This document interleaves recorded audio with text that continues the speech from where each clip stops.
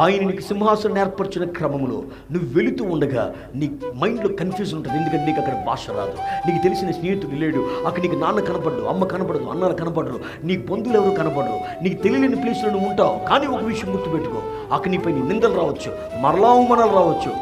అక్కడ ఉన్నటువంటి ధనవంతురాలు నిన్ను అటాక్ చేసి నిన్ను చెరసాల్లో వేయడానికి ఒక పన్నగం పన్నొచ్చు. కానీ నా దేవుడు మాట్లాడుతున్న విషయం తెలుసా?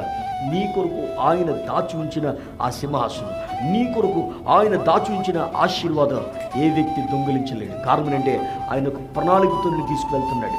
అందుకే దేవుని ప్రణాళిక పసిగట్టాలి. మనం దేవుని ఉద్దేశాన్ని పసిగట్టిన మనం కుటుంబానికి దూరం అవుతున్నా, ఆశీర్వాదానికి దూరం అవుతున్నా, ధనానికి దూరం అయిపోతున్నా, ఇరుకులు, ఇబ్బందులు, నిందలు, అవమానాలు కూడా వెళ్తున్నా మనం దేనికి భయపడం. ఎందుకంటే నా దేవుడు నన్ను తీసుకెళ్తున్నాడు రా, ఆయన భుజం మీద ఉన్నాను నేను, ఆయన చేతుల్లో ఎత్తి పట్టుకున్నాడు.